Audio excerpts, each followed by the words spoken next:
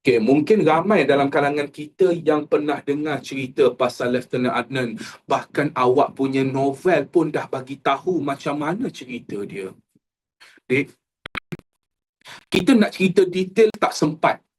Kita nak cerita detail tak sempat. Saya sarankan awak pergi baca novel bahasa Melayu awak tu, ataupun awak boleh tengok movie Lieutenant Adnan ada dekat YouTube. Cuma movie tu dia punya kualiti tak cantik lah. Kualiti dia tu awak tengok pun geram. Ini rekod guna kamera 3GP ke apa ni? Dia macam gitulah, dia tak cantik. Dia sebab cerita lama. Movie yang dah lama. Tapi Netflix ada Oh, okay. Mungkin Netflix ada, mungkin kualiti lagi okey lah. Dalam novel tu kisah benar ke semua? Okay. Dalam novel, dalam movie, saya tak pasti berapa kesahihan cerita tu. Cuma dia adalah tokoh tambah sikit supaya cerita tu lebih menarik. Tapi banyak perkara yang benar. Ya. Antaranya Lieutenant Adnan. Awak tahu Jepun memang target dan Jepun memang marah kat dia. Jepun memang marah kat dia. Sebab Jepun dah serang banyak kali, tak kalah. Jepun serang banyak kali, tak boleh nak mengalahkan tentera. Sampaikan Jepun rasa macam, weh, ni tentera apa ni? Apa yang susah sangat kita nak kalahkan tentera ni?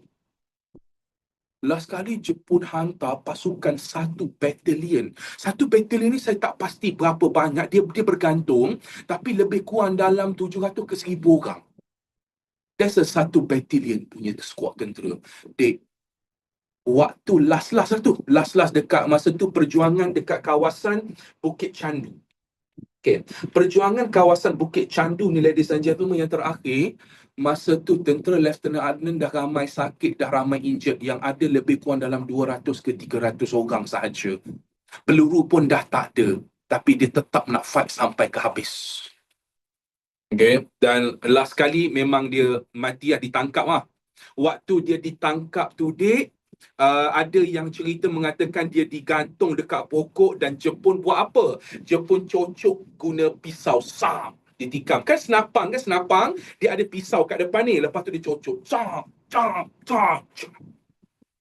Bayonet, sir. Betul, bayonet. Dia siksa. Gantung kat pokok ceri, sir. Betul, gantung kat pokok ceri. Sebab Jepun memang marah. Bahasa kasar saya sikit lah. Marah gila-gila punya kepada dia. Sebab susah sangat nak kalahkan. Tapi siapa yang ceritakan kepada kita sampaikan kita boleh tahu bodinya digantung dekat pokok ceri, dicocok dengan bayonet? Siapa yang cerita kat kita? Jepun cerita? Tak. Yang ceritakan kat kita adalah ini. Ini dikenali sebagai Corporal Yaakob Pidin.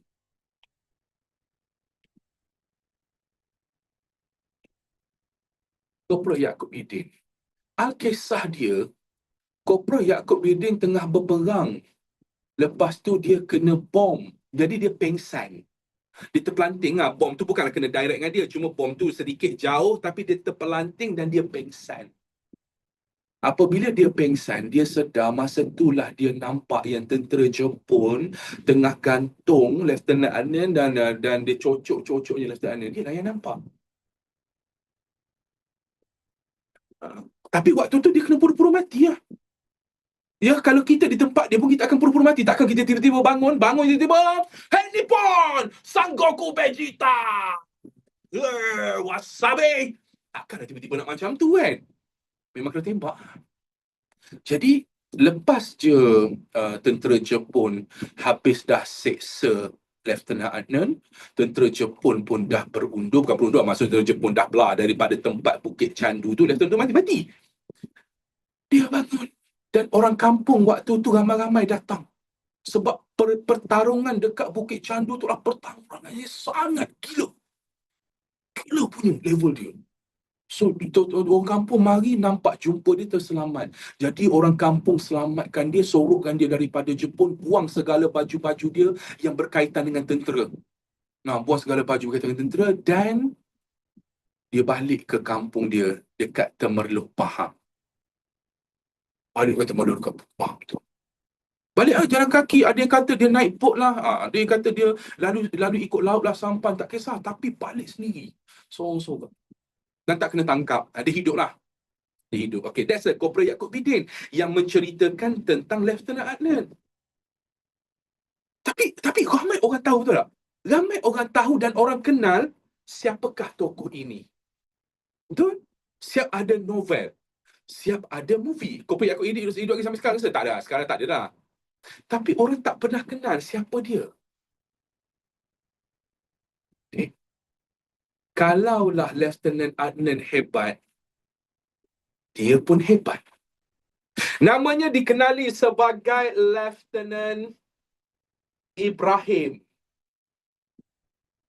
bin Aladita. Jangan tanya saya kenapa nama dia Aladita. Memang nama ayah dia bin Aladita. Lepas tu dia ada MC. MC itu adalah dia punya pangkat ataupun anugerah yang King bagi. King British ke Queen British masa tu dia bagi kepada Lieutenant Ibrahim ni sebab Military Cross nama pangkat tersebut ataupun nama anugerah. Nama anugerah tu Military Cross sebagai menghargai jasa. Adik Lieutenant Adnan ke? Bukan. Dia orang Perak. Lieutenant Adnan orang Kajang. Lieutenant Adnan orang Kajang je. Dia ni, this one orang Perak. Perak mana saya tak pasti tapi saya tahu orang Perak. Okay, Lieutenant Adnan ni senior. Senior, dia masuk jadi tentera waktu tahun 1931. This one jadi tentera waktu tahun 1933, 34 macam tu. So ini senior lah. Kan, tak salah. Dia nama Ibrahim sir. Itu bukan, tapi bukan adik dia. Bukan adik dia. Tapi nak cerita kepada awak, kenapa Queen waktu tu, Queen Elizabeth tak silap saya masa tu, dia bagi satu anugerah kepada orang Melayu. Anugerah Military Cross untuk tentera dan tak semua dapat benda ni. Ini cerita dia. Tadi, waktu Raja kata nak tubuhkan tentera Melayu, British kata apa? Orang Melayu tak boleh jadi tentera yang hebat. Orang Melayu tak bisa. Macam kita lebih kurang lah kan. Kan orang Melayu tak boleh lah. Macam dia kata. Dek, ada satu pertarungan. Okay, awak kena faham tau. Peperangan ni dia bermula daripada utara. Okay, peperangan ni dia bermula daripada utara pergi ke selatan. Jadi waktu tu Lieutenant Ibrahim ni dia banyak berundur. Maksudnya banyak fight. Fight dia gila-gila dia. Sampailah satu ketika waktu tu, dia dapat tugas untuk selamatkan 2,000 tentera British yang terperangkap di pantai sini. Pantai Johor. Saya tak pasti pantai itu Mersing ke pantai mana, saya tak pasti. Tapi yang saya pasti adalah pantai di Johor. 2,000 tentera British terperangkap. Terperangkap ni maksudnya apa dia? Nak pergi sana tak boleh, nak pergi sini tak boleh. Ini ada laut lagi tak boleh pergi, sini tak boleh pergi. Tak boleh pergi mana-mana. So tentera 2,000 orang terperangkap and dia kena selamatkan. 3 orang pergi. Kena kepung sir. Ya betul, kena kepung. 3 orang pergi untuk selamatkan. Lieutenant Ibrahim, satu lagi Lieutenant Yazid dan satu lagi Lieutenant Ali. Okay, Ibrahim, Yazid dengan Ali. Okay? Waktu nak pergi selamatkan, 2 orang kena tangkap. Lieutenant Ibrahim kena tangkap, Lieutenant Yazid kena tangkap. Yang Lieutenant Ali ni dia ikut sini, dia ikut laut. Nak pergi cari kat mana? Dia ikut laut. 2 kena tangkap dengan jemput, Lieutenant Ibrahim dan Lieutenant Yazid. Lieutenant Ibrahim berjaya lepaskan diri. Tak tahu apa dia buat. And dia tak kena tangkap sekali. Dia kena tangkap 2 kali. Dua-dua terlepas. Power. Wow. Okay, jadi dia pergi lah. So dia gimana sir? Dia pergi untuk cari. Waktu tu mereka tak tahu di manakah lokasi 2,000 orang ni. Dia tak tahu lokasi dekat mana. Cuma dia orang tahu ada sekitar pantai Johor je. So masa tu dia kena pergi cari, kena pergi masuk. Dia orang daripada sini, mungkin waktu tu dia daripada Batu Pahat kat sini. Dia kena cari masuk. Mana korang ni tak jumpa. Dia kena cari dia. Sampailah dia jumpa. Waktu dia jumpa, dan kebetulan ada juga Lieutenant Ali. Okay. Waktu tu Lieutenant Ibrahim bila dah jumpa, dia bawa 2,000 orang ni untuk laluan yang senyap-senyap masuk dalam paya, menyorok dalam hutan, selok-belok. Habis dia masuk, dia menyorok. Sampailah mereka berjaya, ataupun Lieutenant Ibrahim berjaya bawa 2,000 orang ni pergi ke Singapura. Masa tu jalan tikus je, jalan tikus lah. Macam jalan dia bawa. Dan waktu tu tak kantoi lah. Dia 2,000 nak bawa Bukan bawa 2 orang, 20 orang. Kalau 2 orang, 20 orang, kita boleh menyorok, kita besar sekejap lagi. Ni kau mainkan, kita tengah kena kepung Tengah kena kepung Ha? Dia bawa. Okay, macam movie. Memang macam movie. Dia berjaya selamatkan. Okay, tapi tak adalah. Tak ada orang berenang. Dia orang tak adalah berenang sampai ke Singapura. No. Okay, adalah 2 kapal yang menunggu kat sini. Kapal perang British. HMS Scorpion. Satu lagi HMS Dragonfly. Tak silap saya nama dia. So ada 2 kapal menunggu. Jadi dia bawa pergi ke kapal tersebut. Dan kapal tu bawa pergi ke Singapura. So dekat Singapura tu lah dia orang berperang dengan Jepun lagi sekali. Waktu ni lah mereka kalah. Waktu tu. Ini sebelum cerita pasal Lieutenant Adnan. Sebelum berlakunya Lieutenant Adnan dekat Singapura, dekat last kali Bukit Candu tu. Okay, then kapal ni pula, waktu dah drop mereka dekat Singapura ni, terus tentera Jepun bom kapal ni, hancur. Okay. So, itulah keberanian Lieutenant Ibrahim. Dia berjaya menyelamatkan 2,000 tentera British. That's why Queen Elizabeth waktu tu sebagai King Britain, maksudnya sebagai raja dekat Britain, anugerahkan dia perkhidmatan military cross ataupun anugerah berani, tentera yang sangat hebat. Dia dah bantu. Lieutenant Yazid meninggal. Lieutenant Yazid ditangkap dan dia dihantar ke Myanmar. Waktu tu Jepun tengah buat satu landasan kereta api daripada Thailand pergi ke Myanmar. Dia dipanggil sebagai landasan kereta api maut. Kebanyakan yang kena tangkap ni, waktu last kali kan British dah kalah, Jepun dah berjaya fight. So ada banyak lagi tentera-tentera yang tak mati, tapi diorang menyerah. Lebih kurang lah, saya baca lebih kurang dalam 100,000 orang, plus minus. Plus minus 100,000 orang ditangkap. Dan ada mereka tu memang kebanyakannya dibawa untuk buat landasan kereta api di Myanmar. Landasan kereta api maut ni, dek, kalau awak tengok ni cerita dia. This is landasan kereta api maut. Ni masa Jepun jajah. Apa tu? Jepun jajah tanah Melayu lah. Ni. Ada lagi ke landasan tu, sir?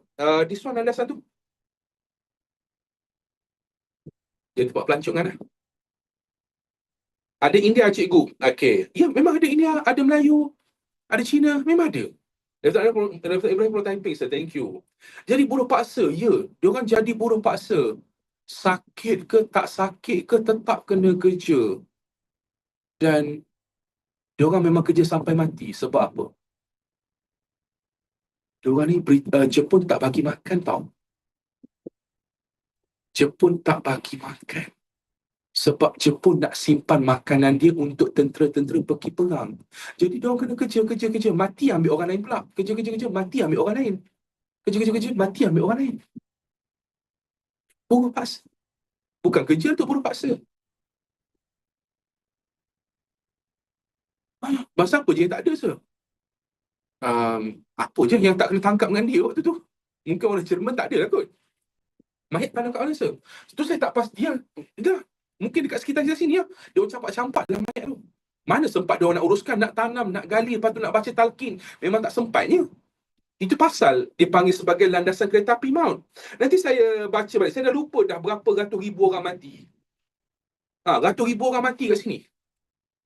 Ratus ribu. British lebih daripada Jepun. Tak, dua-dua sama. Dua-dua sama kejam sebenarnya. Tapi kenapa Jepun lebih diwar-warkan? Jepun sangat kejam. Sebabnya sejarah ditulis oleh orang yang menang perang. British menang Perang Dunia Kedua. Dia tulislah cerita yang Jepun ni betapa jahat. Jadi kami datang, kami nak membantu.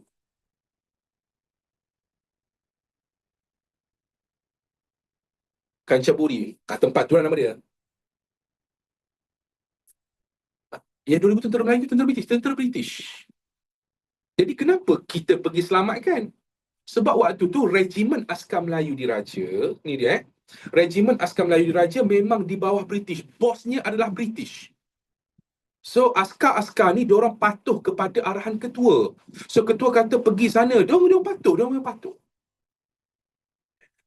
So siapa jahat sir? Dua-dua sama. British Jepun sama jahat. Cuma kejahatan British tu tak ditimbulkan. Ya, tak ditimbulkan. Okay. So faham cerita dia. Yang pertama, tentera ni senang je untuk tahu. Kita pun boleh tahu dah. Regimen Askar Melayu. So maksudnya semua orang Melayu dah. Okay, so, jadi siapa yang cipta Regimen Askar Melayu ni, sir? Okay, saya ceritakan sikit kepada awak. Walaupun benda ni dia tak ada dalam exam awak. You ingat tak waktu Form 3 awak pernah belajar Durbar? Masa Form 3 awak pernah belajar Durbar dulu? Pernah.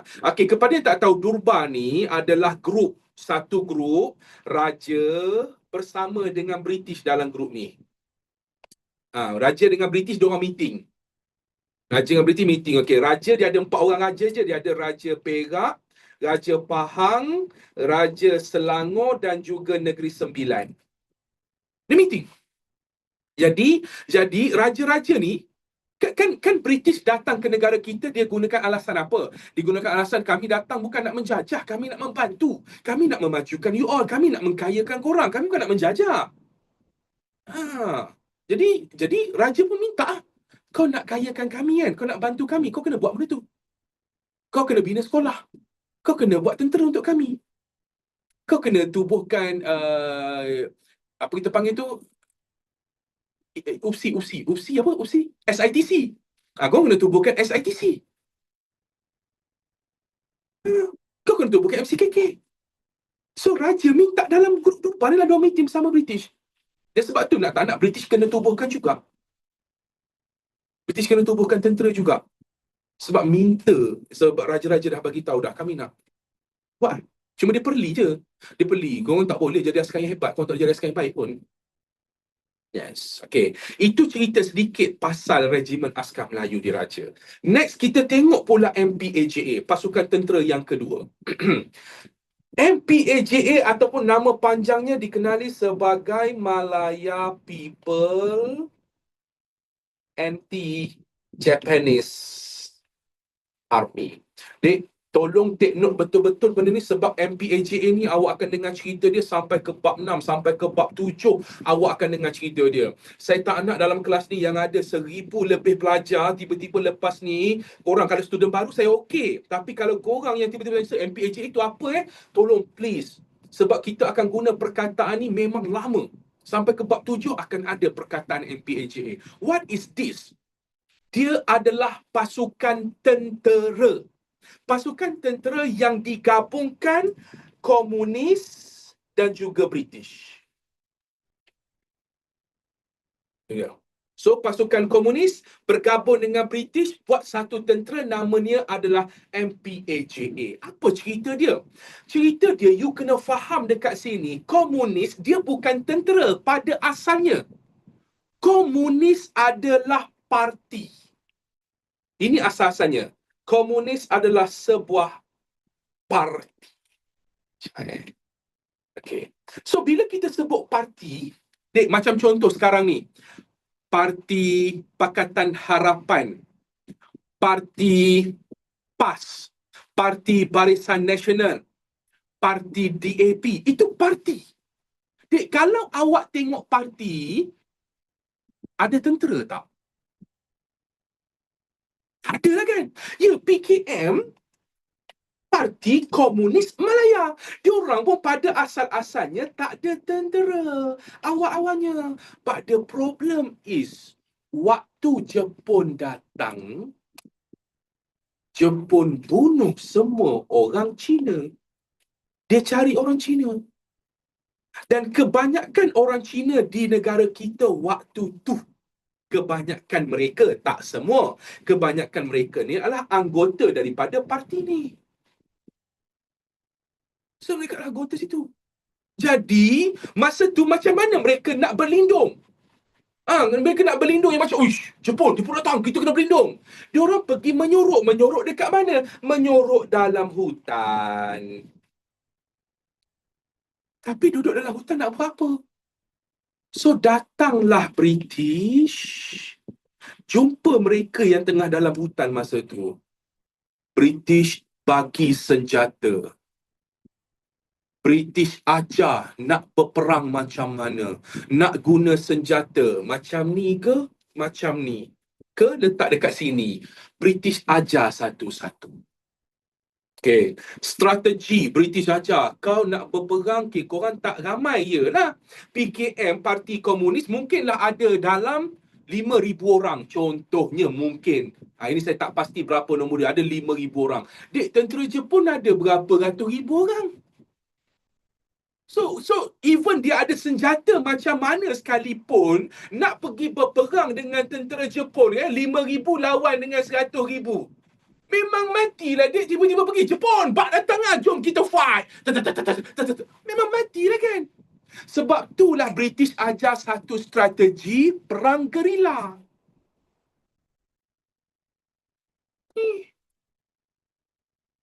Perang gerila bukannya panggil binatang. Bukannya lepaskan binatang. Okay, gorila pergi. Gorila pun. Tak.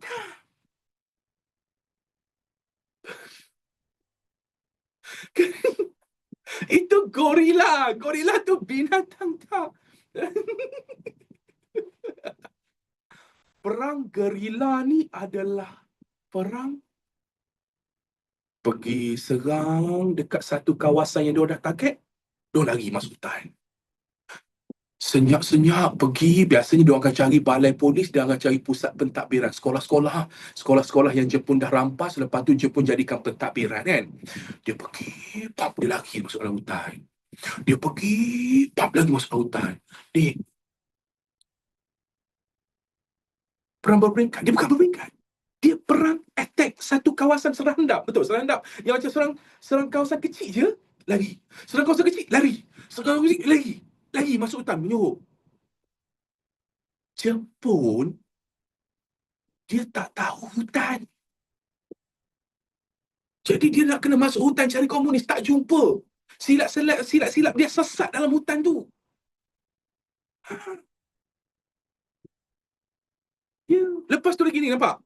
Kerja sabotaj, Kerja sabotaj, Diorang senyap-senyap dalam 10 orang, 20 orang pergi dekat landasan kereta api, pasang bom, boom, letupkan. So landasan dah rosak, kereta api tak boleh lalu.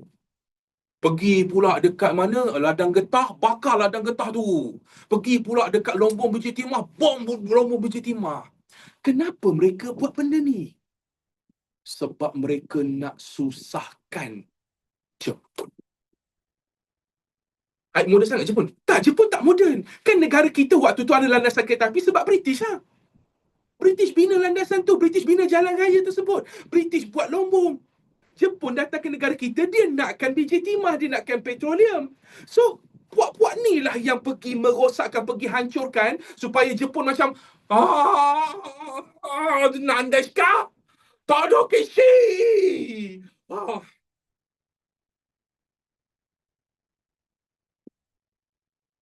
Jadi komunis lemahkan ekonomi lah. Faham? Itu cara diorang buat. Sebab tu Jepun tak boleh bertahan lama di negara kita. Sebab ada golongan kat dalam ni dok merosak-rosakkan. Jadi okey, itulah MPAJA. Okey, Jepun kena cuba. Okey, jadi kenapa komunis dianggap jahat, sir? Nanti kita akan cerita bab 6, bab 7 nanti. Kenapa pula komunis dikatakan jahat. Okey. Baik, sambung pula seterusnya. Pasukan yang ketiga dikenali sebagai pasukan Force 136. Okey. Okey, macam sedih pula. Tak tahu komunis yang perang dengan Jepun. Tak. Bukan komunis orang je. Ni yang perang juga ni. Hai. Okey, sambung cerita Force 136. Dek. MPAJA. Komunis bergabung dengan British. British tugas dia adalah sediakan senjata. Setuju? Ingat saya cerita ni? British sediakan senjata, sediakan ubat untuk dalam hutan. Yang kedua, ajar strategi-strategi perang. Isunya sekarang ni, British dah menyerah kalah. Dan British dah kena tangkap. British mana pula datang negara kita nak ajar mereka? Ni ya. Force 136 ni adalah pelajar-pelajar negara kita, orang Melayu ni. Pelajar-pelajar negara kita yang belajar dekat India. British kan jajah India, dan waktu tu pun Jepun cuba nak jajah India tapi tak berjaya. Jadi apa British buat? British rekrut mereka, train diorang ni jadi tentera, the best punya tentera, dah train, dan mereka dah lulus, dah okey nak jadi tentera. Mereka datang ke negara kita, pergi cari komunis yang menyurut dalam hutan. Mereka akan bagi senjata, bagi ubat, bagi latihan, bagi kewangan. Nah, ini daripada British. Kami sampaikan. Itulah Force 136. Yang tak lulus tu mati. Tak tahulah. Itu cerita dia lulus. Jadi dia orang datang ni, lalu dalam laut. Tak tahulah dia orang berenang macam mana, tapi Jepun tak jumpa. Lepas tu naik kapal terbang, soft dia orang turun landing. Itu cara dia orang. Kenapa British tiba-tiba baik pula ni, sir? Sebab Jepun. Dia tak baik dengan kita, tapi dia tak suka Jepun. Mereka guna kapal selam, sir. Kapal selam habis dia orang gunakan. Okay, then lepas tu dah buat, maksudnya dah bagi bantuan senjata, ubat, kewangan kepada MBAJA. Dia ada kerja dia juga. Ini antara kerja mereka. Yang pertama adalah kumpulkan segala maklumat. Kumpulkan segala maklumat tentang Jepun. Jepun lemah kat mana, Jepun tengah buat apa, dia punya pusat pentadbiran, tentera dia banyak mana. Dia kena kumpulkan maklumat. Dia pun lakukan sabotaj juga. Ini adalah gerila. Dia pun buat gerila juga. Sebarkan propaganda. Propaganda apa dia? Sebarkan kepada masyarakat kita. Sebab waktu tu masyarakat kita semua dah apa? Semua dah Jepun adalah baik. Masa tu, ialah sebelum Jepun nak datang ke negara kita, kita dah terima propaganda tu awal-awal. Propaganda dah bagi tahu dah Jepun akan membantu kita. Dan inilah Asia untuk Asia. Kami akan membantu Malaya menewaskan British. Jadi waktu tu masyarakat kita ni dah di brainwash Jepun baik. Mereka ni British. Maksudnya okey, tentera-tentera ni walaupun rakyat kita diajar oleh British dan nak sebarkan propaganda kepada negara kepada masyarakat waktu tu, Jepun jahat, Jepun teruk, Jepun teruk. Mereka sebarkan. Dan last kali aktiviti senyap rahsia mereka buat persediaan operasi Zipper.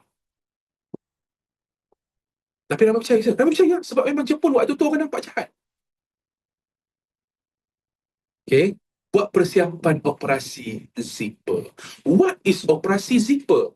Operasi Zipper ni adalah operasi persiapan untuk British kembali semula.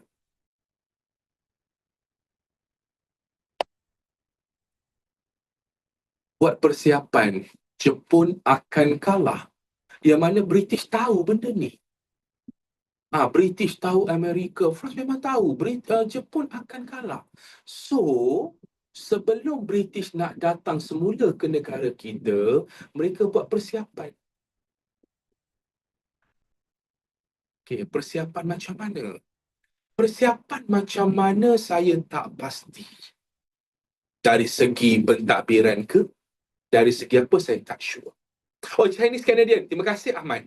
Waktu tu USA nak buat momentum. Ya, waktu tu USA tengah buat momentum. So, Force 136 saya orang Melayu, side British. Dia side British. Jadi, itulah Force 136. Mereka lah squad yang datang untuk bagi kepada komunis-komunis ni. Okay, so setakat ni clear. Pasukan yang ketiga. Dia bukan komunis, tapi dia pergi bantu komunis. Okay, pasukan yang keempat. dikenali sebagai Overseas Chinese Anti-Japanese Army ataupun OCAJA, yang mana gabungan daripada MPAJA bersama dengan Kuomintang. Posisi Osman Melayu, sir. Okay, tadi dah dibetulkan oleh Ahmad, dia kata bukan orang Melayu, orang Kanada dan orang Chinese. Macam tu bagi tahu. Okay, tapi dekat ni, tapi dekat India, ada orang duduk dekat India. Okay, tak clear. Arsyad tak clear yang mana tu? Okay. So yang keempat pasukannya adalah OCAJA, Overseas Chinese Anti-Japanese Army. Okay. Kalau awak perhatikan dekat sini kan, pasukan OCAJA ni merupakan pasukan gabungan di antara MPAJA dan Kuomintang. Dek, betul tak cakap saya? MPAJA komunis lah kan? Tapi komunis yang bergabung dengan British. Dia komunis. Cuma dia bergabung British. Itu pun gabung disebabkan senjata dengan bagi latihan. That's all. Tapi tentera-tentera komunis. Faham kan? Okay. Komunis ni, jangan tanya awak faham ke tak faham, simple je. Komunis MPAJA ni komunis di Malaya ke komunis yang ada di Vietnam? Malaya. That's good. Okay. Kuomintang adalah komunis daripada China, daripada Vietnam. Dia juga Vietnam punya. Daripada China punya. Dia adalah buat-buat komunis daripada China, daripada Vietnam. Jadi mereka pun bekerjasama. Yelah, waktu tu awak kena faham, negara China teruk kena serang dengan Jepun. Kau punya. Jadi masa tu komunis ni sebenarnya dekat China dia ada dua cabang. Dia ada dua puak komunis kat China. Satu puak dipanggil sebagai puak Kuomintang. Satu lagi saya lupa apa nama puak dia ni. Dia dua dan mereka berdua ni berebut. Aku nak jadi pemimpin China. Masa lagi saya lupa nama dia. Dia Kuomintang, satu CCP. Waktu tu dah panggil CCP ke? Saya tak ingat dah. Saya tak tahu waktu tu dah dipanggil CCP ke belum. Tapi ya kot. CCP mungkin dah dipanggil lah. Okay. So jadi mereka berdua ni berebut, okey, aku nak jadi pemimpin China. Yang ni pula kata, no, aku lebih layak. Yang ni pula kata, tak, aku lagi layak. Duk bergaduh. Tapi apabila Jepun datang serang, masing-masing bergabung lawan Jepun. Sama lah kat sini. Bergabung lawan, fight. Kawan intaskan kat Taiwan ke sir? Yes, that's good. Pasal perang ni lah, perang mereka berdua ni, lepas tu Kuomintang kalah pergi ke Taiwan. Itu kita cerita nanti. Pasal cerita kita sekarang ni pasal tentera yang menentang. Jadi mereka buat serangan apa? Dik, awak rasa tentera diorang ni ada ratus ribu ke? Gabungan or even MPJ Kuomintang ni memang cukup ratus ribu? Tak. Tentera diorang tak besar. Jadi apabila tentera tak besar, strategi serang dia satu je, iaitu serangan gerila. Yang tak menyerang gerila ni je. Yang lain semuanya adalah serangan gerila. Okay, so 4 pasukan kat sini. Faham? Nak tanya apa? Any question nak tanya? Kuomintang kat Taiwan, itu cerita nantilah. Okay, sebab tu je yang Jepun tak sedia lagi, sir. Jepun memang tak ready lagi lah, of course. Okay, gerila macam mana tadi, sir? Gerila ni maksudnya dia pergi serang tempat tertentu. Biasanya diorang akan pilih balai polis, diorang akan pilih tempat ekonomi, diorang akan pilih pusat pentadbiran. Dia serang lagi. CCP tu apa, sir? Chinese Communist lah. Communist Chinese. Okay. MPJ ni baik ke jahat, sir? Jahat lah. Apa maksud military cross, sir? Alah, dia nama pangkat. Dia bukan nama pangkat, nama anugerah. Anugerah bintang Popular Britarian. Okay. Anugerah military cross. Dia anugerah untuk tentera darat. Bila CJ dia bukan, itu saya tak pasti. Okay. Gerila maksudnya hit and run. Betul? Boleh juga. Sekolah saya dah masuk 48, saya nak tanya penjajah mana paling jahat dan paling brutal, sir? Semua sama dia penjajah. Dia tak ada yang paling-paling. Diorang ni semua sama je perangai. Sama je perangai diorang ni. Okay, guru ni kira backup tanah Melayu, sir. Okay, you kena faham tau.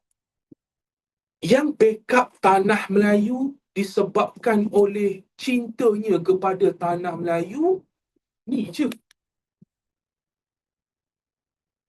Yang betul-betul backup tanah Melayu disebabkan cintanya kepada tanah Melayu ni. All these things, saya nak kata cinta tanah Melayu tu saya tak pasti. Tapi yang pastinya, komunis waktu ni dia berperang sebab dia orang kena berperang. Yelah, keadaan mereka tak selamat, mereka duduk dalam hutan.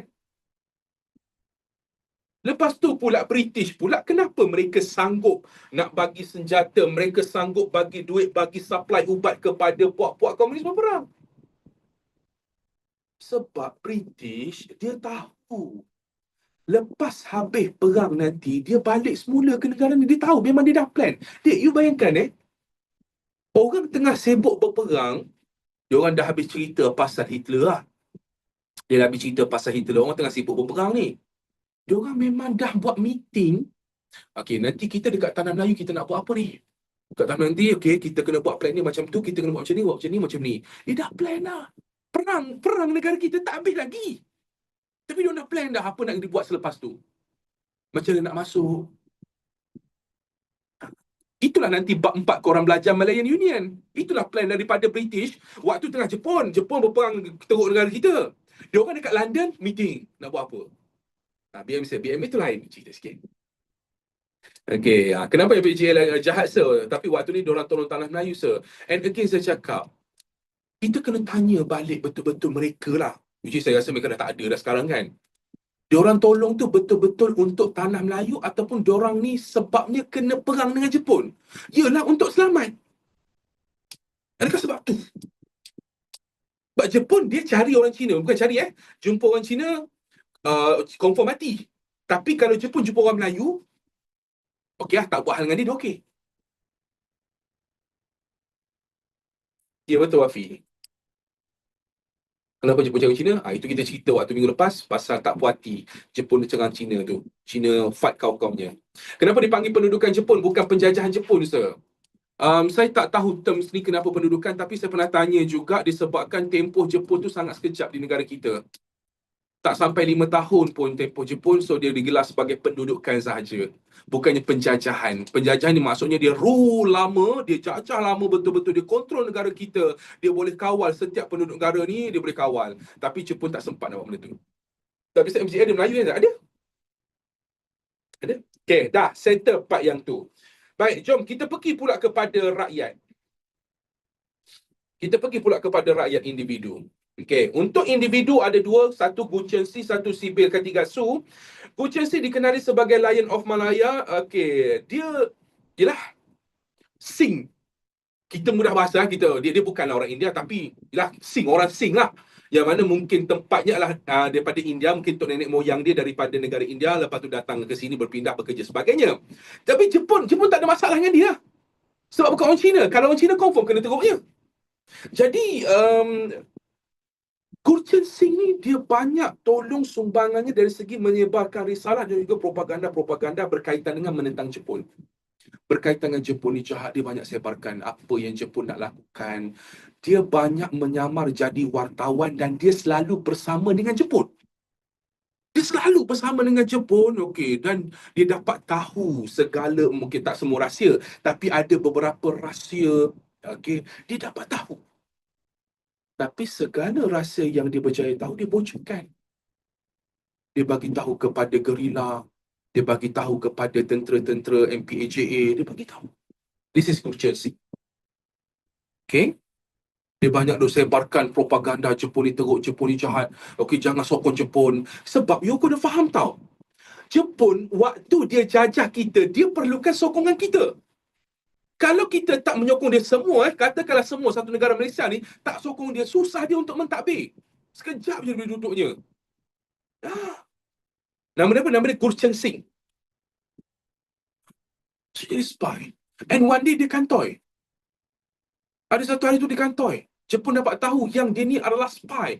Dia ni sebenarnya tak baik untuk Jepun. Tak baik untuk Jepun Dia ditangkap dan dia berjaya lepaskan diri.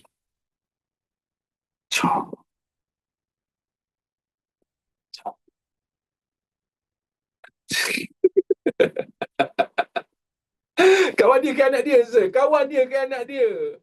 Ya, kawan dia bagi tahu lah, of course lah. Ya kan? Kena seksa tak, sir? Saya tak sure dia sempat kena seksa ke tak kan. Kawan dia janji sing, sir. Tak ada lah. Okay, that's yang pertama, Gucci sing. Okay lah. Dia berjaya lepaskan diri. Lepas tu dia lari pergi ke mana Ke Myanmar ke? Ke London waktu tu. Dia terus lari. Ke Myanmar kan? Tak silap saya, dia lari. Purma, terima kasih. Dia berjaya lari. Dia larikan diri ke Myanmar waktu tu. Okay. Ini paling kesian. Ini paling kesian. Sibyl Kartigasu. Dia lari dengan sepatu roda bukan. Sibyl Kartigasu seorang jururawat. Husband dia doktor dan dia seorang jururawat. Jadi mereka ni ada klinik di Perak, di Ipoh tak silap saya. Sorry kalau salah tempat, tapi tempat dia ada kat Perak. Kenapa apa jadi kepada dia, sir? Dek, Kampar. Thank you Adam Zafran bagi tahu. Dekat Kampar. Perempuan lelaki perempuan. Klinik dia gunakan sebagai tempat untuk merawat tentera-tentera gerila. Tentera gerila, waktu diorang melaksanakan operasi serangan mereka, of course akan ada yang tercedera. Jadi mereka akan lari masuk ke hutan. Dan lepas tu of course nak rawat. Kok dalam hutan nak rawat guna apa? Dia pun rasa, okay tak apa salah. Dia Ipoh dengan Kampar tu dekat-dekat je. Okay, jadi mereka masuk dalam hutan, nak merawat dalam hutan tu, siapa yang boleh merawat? Lepas tu ubat macam mana kan? Jadi kebanyakannya tentera-tentera gerila ni akan pergi ke klinik dia senyap-senyap. Dan waktu itulah dia akan kongsi segala maklumat.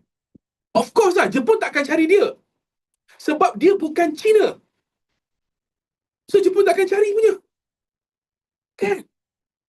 Di satu hari kantoi.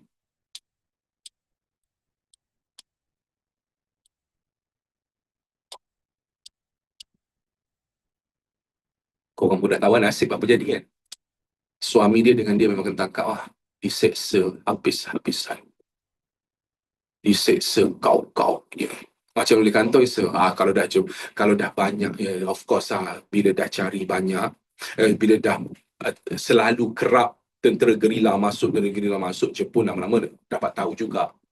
Okay, dan kantoi. Husband dia dengan dia diseksa teruk dengan Jepun. Husband dia mati. Awak tahu level dia kena seksa macam mana? Pipe air tu, yang pipe getah tu, air dibuka full, disumbat dalam mulut, sampai perut penuh. Lepas tu Jepun pijak perut tu, bagi keluar balik air.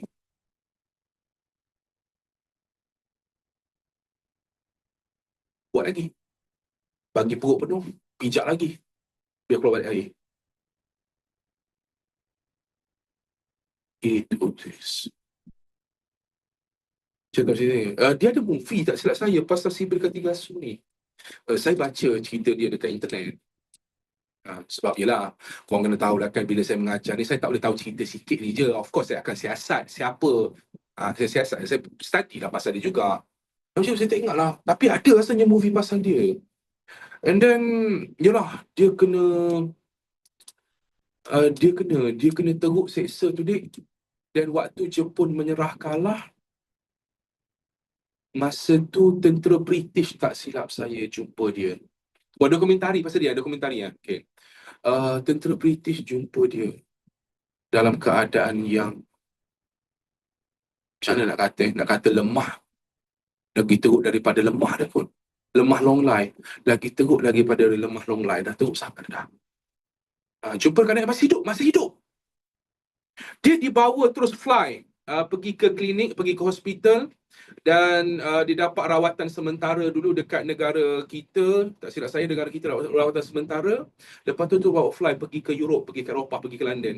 Rawatan sementara dekat sini sekejap je. Terus bawa pergi ke London untuk dirawatnya. Dan okey lah, dia survive lah. Tapi waktu tu organ dalaman dia banyak pecah. Organ dalaman dia banyak pecah. Dan dia boleh survive untuk masa dalam tempoh 2 tahun, tak silap saya lah. Dia boleh survive dalam tempoh 2 tahun ke 3 tahun saja, lepas tu dia meninggal lah. Takkan je penduduk macam tu je banyak kali, sir. Of course banyak lagi. Sepak dengan boot, lepas tu pijak terajang tu banyak lah. Tapi nak bagi tahu antara seksaan dia yang sangat teruk dia kena tu lah. Every day ke of Jepun kau setakat every day, every time. Ya, dia mati sebab blood poisoning. Itu saya tak pasti mati sebab apa. Tapi kalau dah organ dalaman dah teruk kan. So, itu pun mencari survive 2 tahun dia. Ya, itulah dia dua individu. Dia apa sah macam muka luar sah? Mungkin Indian. Indian. Yes, itu antaranya. Okay. Dan awak jangan pelik. Oh, Indonesia. Ya udah. Emangnya benar dong? Dia lahir di Indo. Lahir di Indonesia. Oh. Lahir di Indonesia. Oh, Eurasian is okay. Ya udah. Lahirnya di Indonesia dong. Okay. Tapi nak cerita kepada awak kan.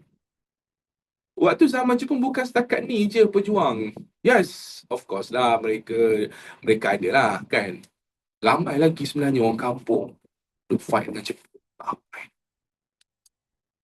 Dan ramai je yang macam kucing sing. Senyap-senyap baik dengan Jepun, tapi sebenarnya di sebalik tu dia kongsi maklumat apa sah? Kongsi maklumat apa kelemahan Jepun, next movement Jepun nak buat apa, apa yang jadi, apa yang tak jadi, dekat mana sembunyi ke, dikongsi segala maklumat tu lah. Okay, itu cerita pasal individu Jepun. Baik, kita ada satu lagi Sabah Sarawak punya cerita. Cuma untuk soalan ni dia tanya macam mana tau. Untuk soalan ni dek, of course lah dia tanya yang pertama awak kena tahu pasukan tentera tu nama apa dan apa mereka buat. Ini tak serang gerila Yang ini betul-betul berperang dan awak cakap berperang di Bukit Candu tu pun betul awak cerita lah. Berperang lah dengan tentera-tentera Jepun, Raja Askar Melayu Diraja. Dan selebihnya mereka ni adalah gerila. Okey, untuk rakyat pula ataupun untuk individu ni ada 2 orang, Gu Chen Sing. Okey, dia buat apa dan cara dia fight dengan Jepun macam mana. Sama juga dengan SB Kartikasu ni, dia buat apa? Okey, jururawat merawat siapa? Merawat tentera gerila. Especially MPAJA. Kongsi maklumat tentang Jepun. Okay, waktu tu Tunku Abdul Rahman tengah buat apa sih? Tunku Abdul Rahman nak raja. Saya tak tahu dah tengah buat apa. Dia nak raja. Okay, dan kita ada lagi gerakan anti-Jepun di Sabah Sarawak. Okay, di Sarawak, ladies and gentlemen, dipanggil sebagai Operasi Semut. Operasi Semut tujuan kumpulkan maklumat Malaysia melatih orang tempatan. Ladies and gents, inilah orang tempatan yang dilatih. Operasi Semut ni maksudnya macam mana tau? Okay, dia gini tau. Operasi Semut. Okay, komando answer. Baik. Sabah dan Sarawak, kita cerita Sarawak dulu Okay. Oh, dia 6 Di Sarawak ni, ialah waktu tu Jepun tetap datang juga ke Sabah Sarawak. Dan masa tu nak kata ada PKF, dia orang tak ada. Oh, dekat Sarawak dia tak ada Parti Komunis Malaya. Dia tak ada. Sebab Parti Komunis Malaya ni memang betul-betul hanya dekat kawasan Malaya saja ataupun semenanjung Malaysia saja. Jadinya, mereka kena ada tentera gerila. Tentera gerila untuk melemahkan Jepun di Sarawak. Dan di Sarawak, Jepun baik dengan orang Cina. Kau jangan pelik tau. Saya pun pelik sebenarnya awal-awal tu. Kenapa pula tiba-tiba dekat Sarawak, Jepun baik dengan orang Cina, tapi dekat semenanjung, Jepun tak baik dengan orang Cina. Sebabnya simple. Ramainya penduduk-penduduk dekat bandar-bandar, Kuching, dekat Sibu, dekat Miri ni, ramainya orang Cina berbanding dengan orang tempatan. Jadi Jepun baik lah. Sebab kena dapatkan sokongan majoriti. Kena dapatkan sokongan yang paling ramai. Macam tu. Yes. So kena ada tentera gerila, yang pentingnya bukan orang Cina pula. Jadi dia nak latihlah masyarakat tempatan Sarawak, iaitu kebanyakannya terdiri daripada orang Iban. Kebanyakan orang Iban. But the problem is, mereka nak buat serangan gerila. Yes, mungkinlah orang Iban waktu tu tak pandai nak serang gerila ni macam mana. Jadi adanya tentera Australia datang ke Sarawak waktu tu, latih mereka, bagi senjata macam mana nak buat serangan gerila. Dan pasukan-pasukan gerila yang dekat Sarawak tu dia panggil sebagai pasukan semut. Jangan tanya saya kenapa dia panggil pasukan semut. Ni. Jangan tanya kenapa dia panggil operasi tu pasukan semut, operasi semut, saya tak pasti. Yes. Sebab digigit semut saya. Tak tahulah. Okay, jadi operasi semut ni, ladies and gentlemen, dia kumpulkan segala maklumat risikan dan dia melatih orang tempatan. Dalam erti kata lain, inilah Force 136 dekat Sarawak. Orang Sarawak tahu ke apa jadi tanggung Cina di Semenanjung ni? Itu saya tak pasti, Arsyad. So, orang Iban ni seramau dia orang punya berperang. Yelah, okey. Dia serang gerila. Dia pergi attack tempat pentadbiran Jepun. Dia masuk hutan. Dan memang dia orang duduk dalam hutan masa tu kan. Duduk dulu lah. Dia orang tahu dah selok-belok hutan. Contohnya, jalan sana dia tahu nak pergi mana. Jalan sini tahu nak pergi mana. Jalan situ kita mana. Kita ni memang tak tahu apa-apa. Termasuk dengan Jepun. Yang tak pernah masuk hutan kita, Jepun masuk juga nak pergi kejar. Jepun masuk ibaratnya Jepun masuk 10 orang. Keluar daripada hutan tu tinggal 8 orang. Lagi 2 tu hilang. Kena ambil. Potong kepala ni. Yes. Ya Ahmad, betul juga. Ibarat masuk 20 harimau masuk. Ya betul. Kan ibarat macam gitulah. Okay, there's a komando semut. So operasi dia apa dia? Operasi ni adalah tentera Australia datang ke Sarawak. Dia train orang tempatan dan dia kumpulkan segala maklumat kelemahan Jepun dekat situ. Okey, itu operasi semut. Last kali pemberontakan Jesselton. Australia, cikgu. Betul, Australia lah. Saya tulis apa? Austria ke? Oh, salah. Bukan Austria. Australia.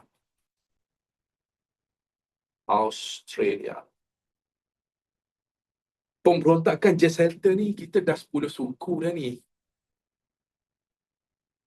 Ini kesian abang. Kesian ni. Kau tengok apa jadi? Sir. Okey, satu lagi sir. Okey. Di Jesselton ni hari ni dipanggil sebagai Kota Kinabalu ataupun dipanggil sebagai KK bahasa mudah dia. What happened? Ada kumpulan gerila Kinabalu. Yalah, tentera operasi semut ni, mereka dah datang melatih. Sama juga dekat Sabah pun mereka train orang tempatan. Jadi antaranya adalah tim Albert Kwok. Tim Albert Kwok ni, ladies and gentlemen, dia sama serangan gerila ni. Sama apa dia buat? Dia pergi dekat pusat pentadbiran, dia pergi serang Jepun, dia lari masuk hutan. Dia pergi pusat pentadbiran, dia serang, masuk hutan. Pergi tempat petroleum, tempat arang batu, serang, masuk hutan. Jepun marah sebab tak jumpa cari. Tahu Jepun buat apa? Habis kampung-kampung orang dibakar. Dibom, diserang. Dia kata selagi mana Albert Kwok ni tak keluar, selagi tu dia bunuh. Selagi tu dia cari kampung, dia bakar. Selagi tu dia cari, dia bakar. Mana Albert Kwok? Nandaiskah Albert Kwok? Shizuka Doraemon.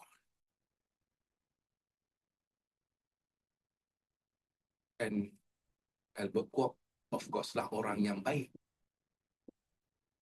Dia keluar serah diri. Dan mati. Ada seksa lah, of course seksa dulu. Ya, kena. Tapi nak cerita kepada you all sedikit saya tambah sorry lambat ambil masa ni. Dia orang kanan dia betul habis. Orang kanan-kanan dia semua kena lah. Orang tertinggi squad-squad dia ni kena. Nak cerita kepada awak dekat Sarawak ni dia ada satu dipanggil sebagai Death March. Death March ataupun kawat mati.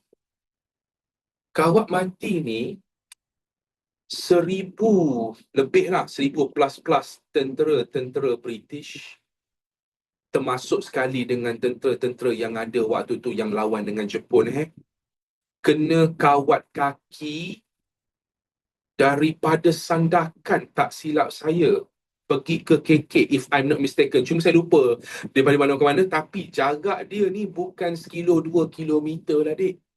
Jarak dia tu adalah 1,000 kilometer Death March. Itulah cerita pasal Jepun. Dan kita akan tengok next week pula. Yang ni tak ada. Tak ada. Siapa suruh buat saya? Jepun suruh buat lah. Memang yang ramai mati.